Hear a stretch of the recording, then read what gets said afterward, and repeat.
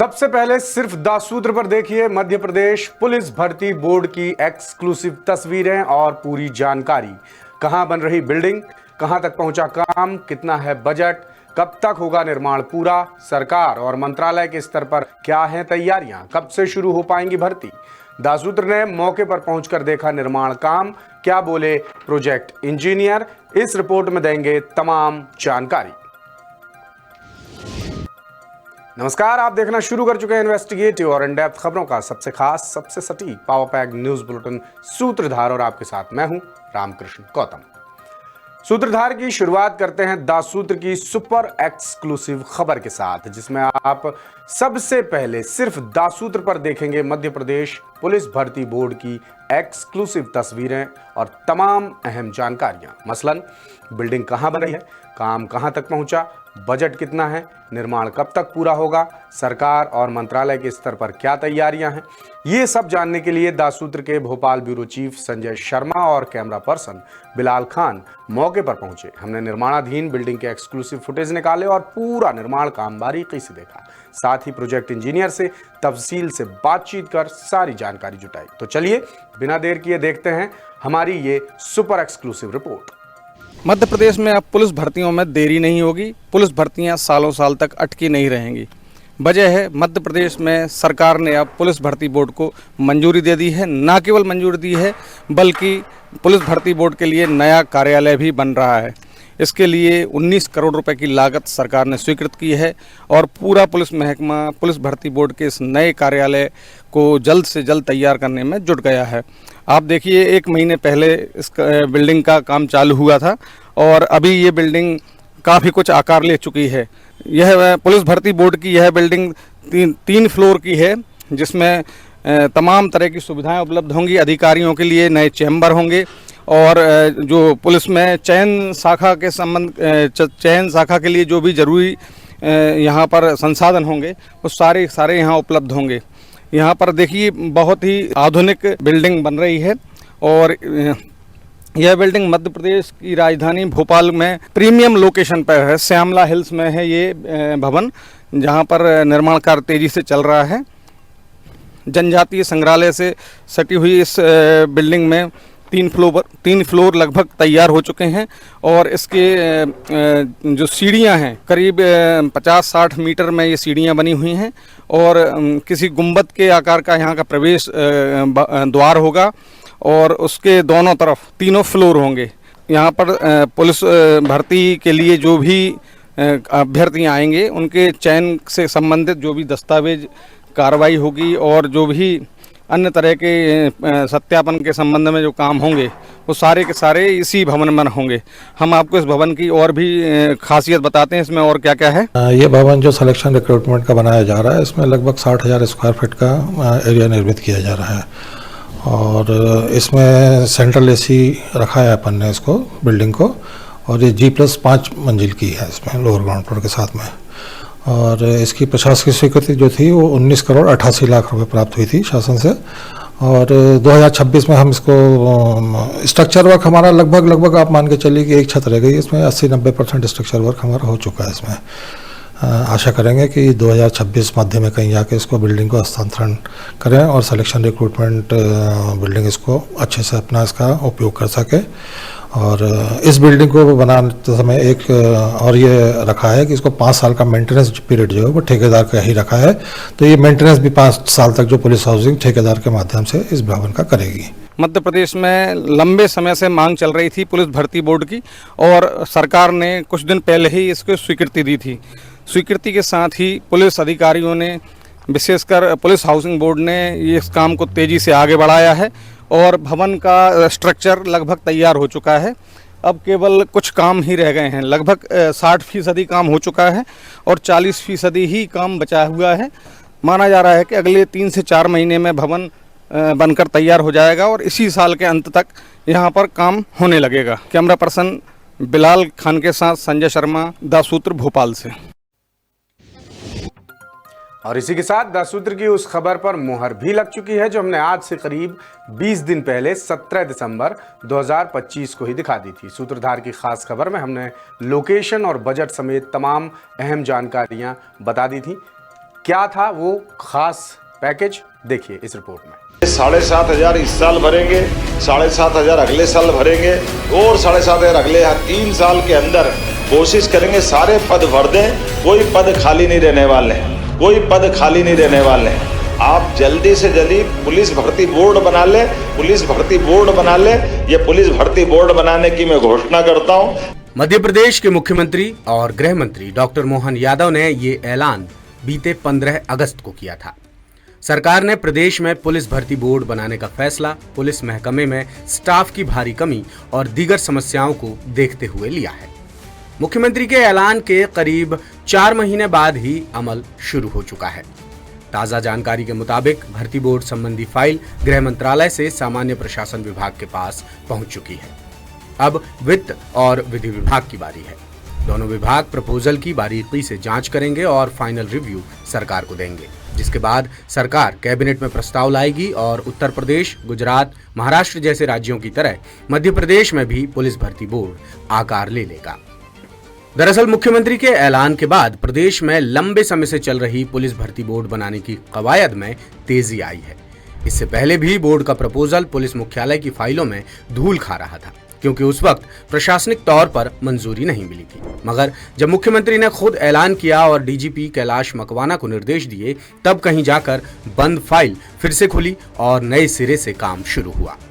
अधिकारी बताते हैं कि ये मुख्यमंत्री की पहल का ही नतीजा है कि महज 100 दिन के भीतर ही गृह विभाग ने पुलिस भर्ती बोर्ड की फाइल सामान्य प्रशासन विभाग को भेज दी है, जिसमें भर्ती बोर्ड की संरचनात्मक प्रक्रिया, काम, जिम्मेदारी और भर्ती के तरीकों की जानकारी दी गई है। बताया जाता है कि गृह विभाग के प्रपोजल पर जीएडी, विधि और वित्त विभाग से भी सुझाव लेगा, जिसके बाद आगे की प्रक्रिया शुरू होगी। यानी बोर्ड गठन का प्रस्ताव कैबिनेट की मंजूरी के लिए भेजा जाएगा और कैबिनेट की मंजूरी मिलने के बाद बोर्ड की औपचारिक घोषणा की जाएगी।